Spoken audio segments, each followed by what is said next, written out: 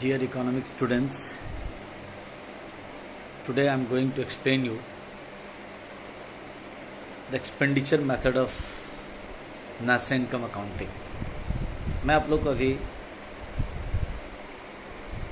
National income में जो expenditure method है उससे कैसे जीडीपीएमपी gross domestic product at market price calculate किया जाता है उसके विषय पे हम लोग बात करेंगे।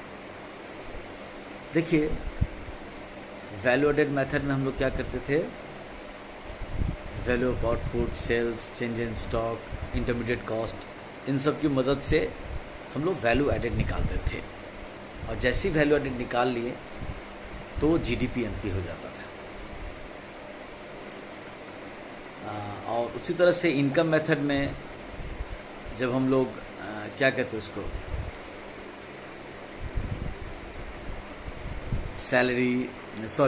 Compensation of employees, operating surplus, mixed income etcetera को जोड़ देते थे तो net value added factor cost आ जाता था और फिर उसमें डिप्रिसिएशन जोड़ दिए तो वही gross value eight factor cost हो गया। उसमें अगर आप टैक्सेस जोड़ दिए, सब्सिडी घटा दिए तो मार्केट प्राइस में चला गया। और उसी में अगर आप क्या कहते हैं सब्सिडीज़ और फीफा और फीफा मैंने फैक्टर इनकम फ्रॉम अब्रॉड और फैक्टर इनकम टू अब्रॉड का काम कर देते थे तो डोमेस्टिक से नेशनल इनकम में कन्वर्ट होता था। यहाँ पे डोमेस्टिक प्रोडक्ट से नेशनल प्रोडक्ट में कन्वर्ट होता था।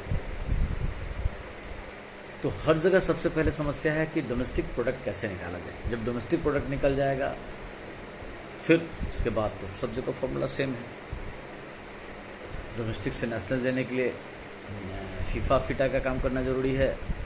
ग्रॉस से नेट में जाने के लिए डिप्रिसिएशन का काम होना ज़रूरी है, डिप्रिसिएशन माइनस होना। और मार्केट प्राइस से फैक्टर प्राइस में जाने के लिए आपका टैक्सेस एंड सब्सिडीज़ का काम होना ज़रूरी है। तो एक्सपेंडिचर मेथड मतलब क्या, वही चीज़ है लेकिन सबका खर्चा देखते हैं। हर कोई इकोनॉमी में जो 4 सेक्टर माना जाता है अभी मॉडर्न इकोनॉमी में, household sector, producer sector मतलब private business houses, government sector और रेस्ट ऑफ द वर्ल्ड, ये 4 सेक्टर मॉडर्न इकोनॉमी में माना जाता है। तो ये चारों सेक्टर्स का भी तो कंजम्पशंस है। जैसे हाउस होल्ड सेक्टर 2 तरह के कंजम्पशंस करते हैं इकोनॉमिक पॉइंट ऑफ व्यू से। एक डेली लाइफ में वो अपने जो चावल, दाल, रोटी, कपड़ा, पढ़ाई लिखाई, दवाई एक्सेट्रा में खर्चा करते हैं, मेकअप में खर्चा करते हैं, आने जाने में खर्चा करते हैं। ये डे टू डे का खर्चा है, डेली, वीकली, मंथली, ईयरली खर्चा चलते रहता है। तो वो खर्चा जो हाउस होल्ड का है उसको कहते हैं house hold final consumption expenditure.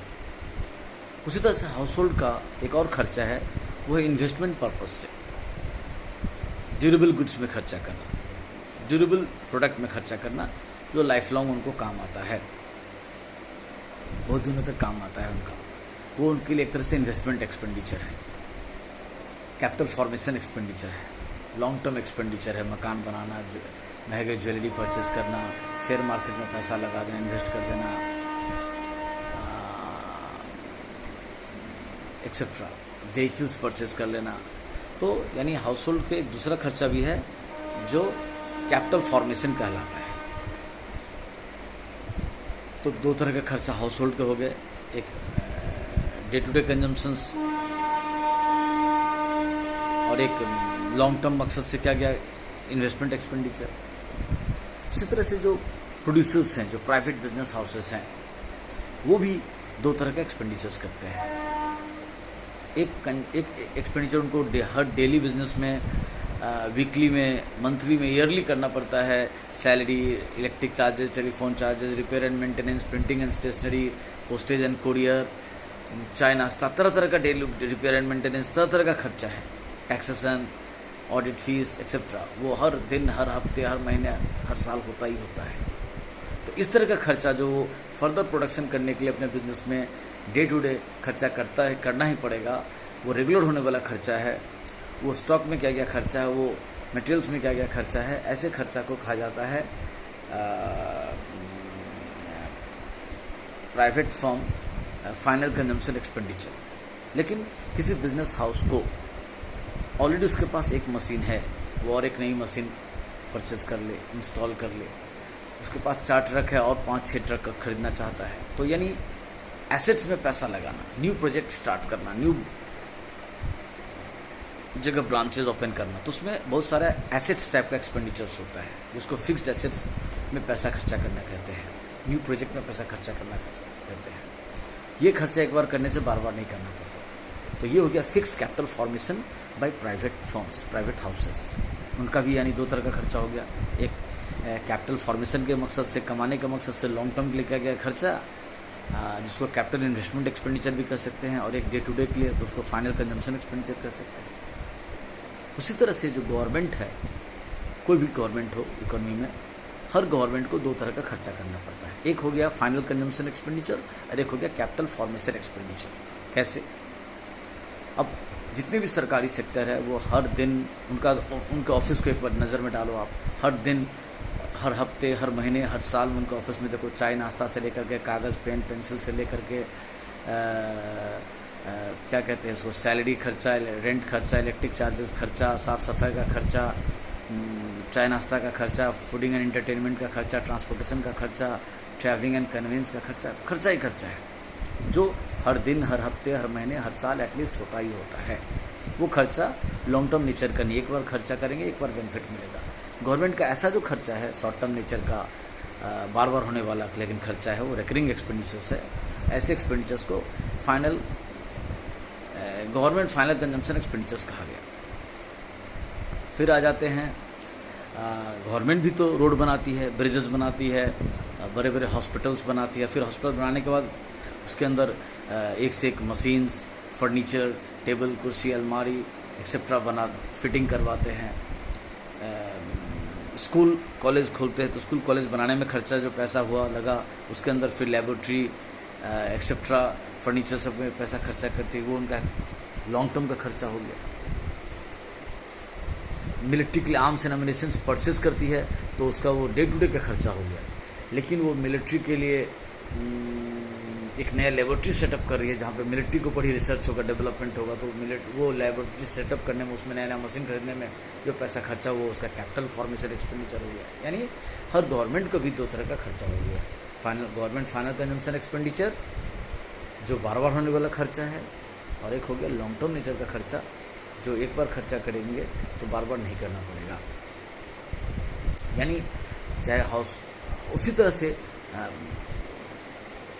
हम अपनी ज़रूरतों के लिए विदेशों से भी क्या कहते हैं उसको, सामान मंगवाते हैं, चाहे वो डेली नीड्स की हो या लॉन्ग टर्म नेचर का हो। तो अगर विदेशों से सामान अपनी ज़रूरत का मंगवाते हैं तो उसको इंपोर्ट करते हैं, उसमें हम लोग पैसा खर्चा कर रहे हैं, एक्सपेंडिचर हो गया। और उसी तरह से हमारे यहाँ जो ज़्यादा है, ज़रूरत से ज़्यादा है, हम फॉरेनर्स को बेच देते हैं।